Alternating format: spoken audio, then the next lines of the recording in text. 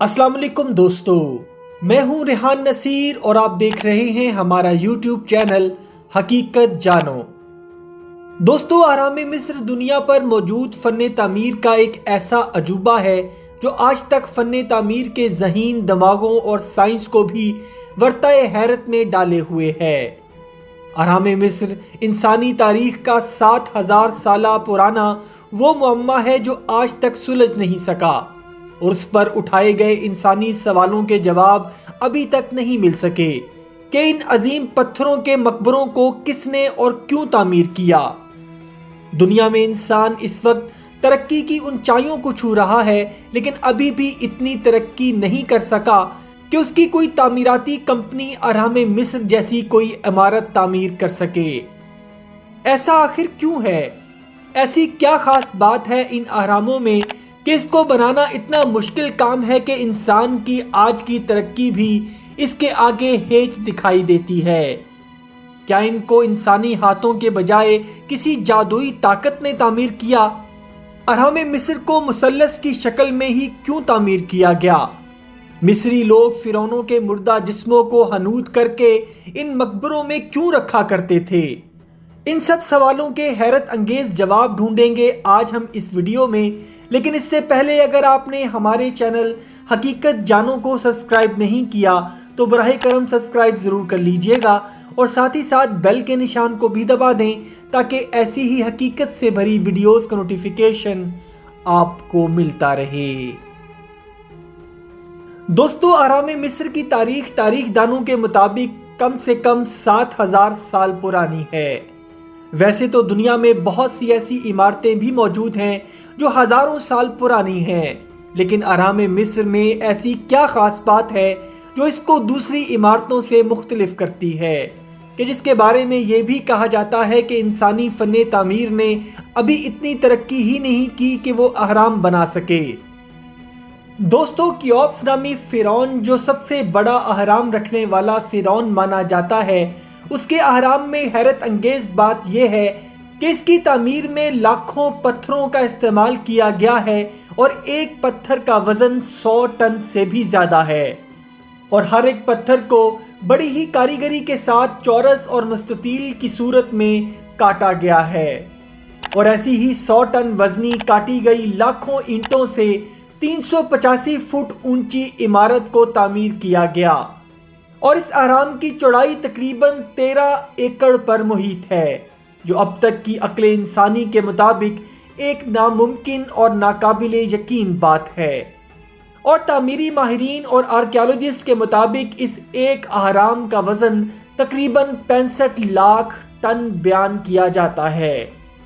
और इन अहरामों को अजूबे का दर्जा इसलिए दिया गया कि अक्ल इंसानी की तमाम साइंस इन सवालात के बाद दम तोड़ जाती है कि पत्थर की कानों से तकरीबन 26 लाख ब्लॉक्स को इस जगह कैसे मुंतकिल किया गया, जबकि एक ब्लॉक का वज़न 100 टन से भी ज़्यादा है। और इन 26 लाख ब्लॉक्स यानी ईंटों को किस तरह काटा गया? और दोस्तों, इंसानी हैरत अभी यहाँ ख़त्म नहीं होती।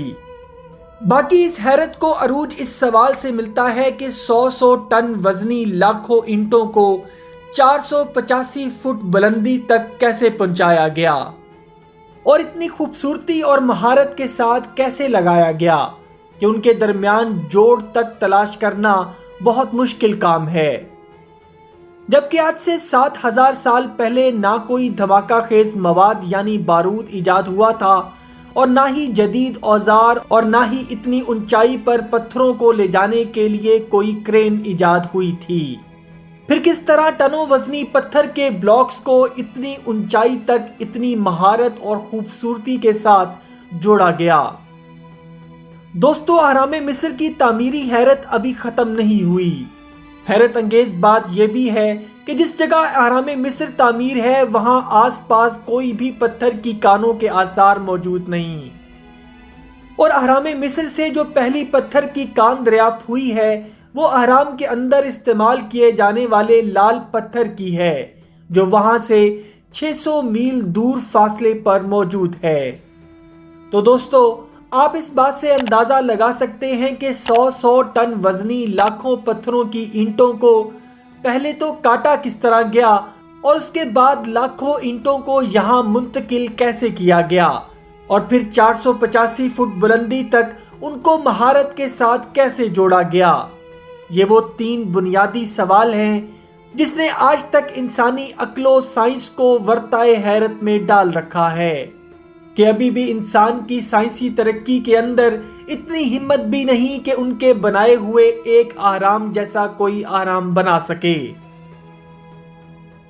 دوستو، ان اہراموں میں سب سے بڑا اہرام جس کا ذکر ہم نے پہلے بھی کیا ہے، اس پر ماہرین نے اس کی تعمیری نوعیت کے لحاظ سے اس کے تعمیری وقت کا اندازہ لگانا چاہا تو کچھ ہوش ربا فگر سامنے آئے، جس کے مطابق اگر صرف اس ایک اہرام کی تعمیر میں ہر روز 10 پتھر بھی لگائے گئے تو اس کی تعمیر 680 سال میں مکمل ہوئی ہوگی۔ اور ناظرین، یہ صرف ابھی ایک اہرام کی تعمیر کی بات ہو رہی ہے، اور اگر ہر روز 100 پتھر لگائے گئے تو 70 سال میں یہ ایک اہرام تعمیر کیا گیا۔ جہاں تک ان اہراموں کی مثلث شکل میں ہونے کی بات ہے تو ماہرین کے مطابق کوئی بھی عمارت اگر مثلث شکل میں تعمیر کی جاتی ہے تو اس کی بناوٹ کی وجہ سے مغناطیسی لہریں اس عمارت پر مرکوز ہو جاتی ہیں، جس کی وجہ سے اس کے اندر رکھی گئی کسی بھی چیز میں گلنے سڑنے کا عمل یعنی ڈی کمپوزیشن نہیں ہو پاتی، اور شاید اسی لیے فرعونوں نے اپنی حنوط کی گئی لاشوں کو ڈی کمپوزیشن کے عمل سے بچانے کے لیے ان اہراموں یعنی مقبروں کو پیرامڈز یعنی مثلث کی شکل دی۔ اور یہ بات بھی انسانی عقل کو ورطۂ حیرت میں ڈالنے کے لیے کافی ہے کہ 7000 سال پہلے کا انسان فن تعمیر کی اتنی جدت کیسے حاصل کر چکا تھا۔ دوستو، کچھ ماہرین اور تحقیق دانوں کے مطابق اہرام مصر خاص طور پر بڑے اہرام انسانی ہاتھوں کی تعمیر نہیں ہے۔ اس کی لاجک وہ یہ دیتے ہیں کہ مصر کے فرعون جادو کے علم میں عروج کمال رکھتے تھے اور یہ تعمیریں اسی جادو کے زور پر ہی شیطانی طاقتوں کے ہاتھوں سے کروائی گئیں، کیونکہ اس کی تعمیر جس میٹیریل اور طریقے سے کی گئی ہے وہ آج سے 7000 سال پہلے گزرے انسان کے بس کی بات نہ تھی۔ لیکن دوستو، یہ بھی صرف ایک تھیوری ہی ہے جس کو ثابت کرنا ناممکن بات ہے۔ دوستو، مصر کے فرعونی دور کی روایات کے مطابق انسان مرنے کے بعد بھی اپنے دیوتاؤں کے لیے زندہ رہتا تھا،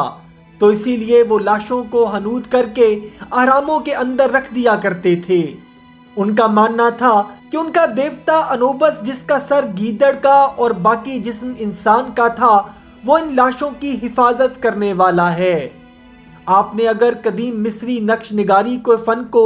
غور سے دیکھا ہے تو انوبس کی تصاویر آپ کو اکثر دیکھنے کو ملتی ہوں گی، جس میں وہ انسان کی لاش کو حنوط اور تدفین کے عمل کو دہراتا دکھائی دیتا ہے۔ اور قدیم مصر میں اس روایت کے لیے لاش کو حنوط کرتے وقت ان کا بڑا کاہن گیدڑ کے سر والی ٹوپی کو پہن کر لاش کو صندوق میں ڈال کر سیدھا کھڑا کر دیتا، اور پھر اس لاش کے لواحقین اس لاش کے سامنے گریا کر کے اس کو کچھ کھلانے کی کوشش کرتے، صرف یہ ظاہر کرنے کے لیے کہ وہ شخص زندہ ہے اور دیوتاؤں کی دنیا میں جا چکا ہے۔ دوستو، فرعون لاشوں کو حنوط کرنے کے ماہر مانے جاتے تھے اور یہ عمل ان کی مذہبی رسومات کا ایک خاص حصہ بھی تھا۔ کچھ عرصہ قبل جب مصر میں ایک ممی کو دریافت کیا گیا تو اس کی تحقیق کے لیے اس کا سٹی سکین کیا گیا، جس سے پتہ چلا کہ اس کی کھوپڑی میں ایک دھاتی ٹیوب موجود ہے، جس سے ظاہر ہوتا ہے کہ حنوط کرتے وقت لاش کے اندرونی اعضاء کو دماغ سمیت باہر نکال لیا جاتا تھا اور پھر جسم کے اندر کے خالی حصے کو اچھے سے دھویا جاتا تھا اور صرف دل کو اس کے اندر چھوڑ دیا جاتا تھا، اور لاش کا جسم خشک ہو جانے کے بعد اس پر مسالہ لگا کر پٹیوں سے اس کو محفوظ کر دیا جاتا تھا، اور یہ سارا عمل تقریباً 40 سے 70 روز میں مکمل ہوتا تھا۔ دوستو، مصر میں موجود تمام اہرام کی تعداد تقریباً 118 سے 138 تک بتائی جاتی ہے، جس میں مختلف چھوٹے اور بڑے اہرام موجود ہیں، اور یہ قدیم مصری تاریخ میں گزرے ہوئے فرعونوں کے مقبرے ہیں۔ دوستو آرام مصر کا سیکرٹ سوسائٹیز، ایلومیناٹی اور فری میسنز کے ساتھ بھی بہت گہرا تعلق ہے، اور یہ تعلق جڑتا جڑتا دنیا کی super power United States of America کے ساتھ کیسے جڑتا ہے، اور USA کے $1 نوٹ کی پشت پر یہی آرام مصر کیا کر رہا ہے۔ دوستو اس پر میں پہلے ہی ایک تفصیلی ویڈیو بنا چکا ہوں، جس کا لنک آپ کو ڈسکرپشن میں مل جائے گا۔ امید کرتا ہوں دوستو آج کی ویڈیو آپ کو پسند آئی ہوگی۔ اگر ویڈیو پسند آئی ہے تو ویڈیو کو لائک، شیئر اور کمنٹ سیکشن میں اپنی رائے کا اظہار ضرور کر دیجیے گا، اور جاتے جاتے چینل کو سبسکرائب کر کے ہماری حوصلہ افزائی بھی کر دیجیے۔ اپنا اور اپنے گھر والوں کا بہت سا خیال رکھیے گا۔ وما علینا الا البلاغ المبین۔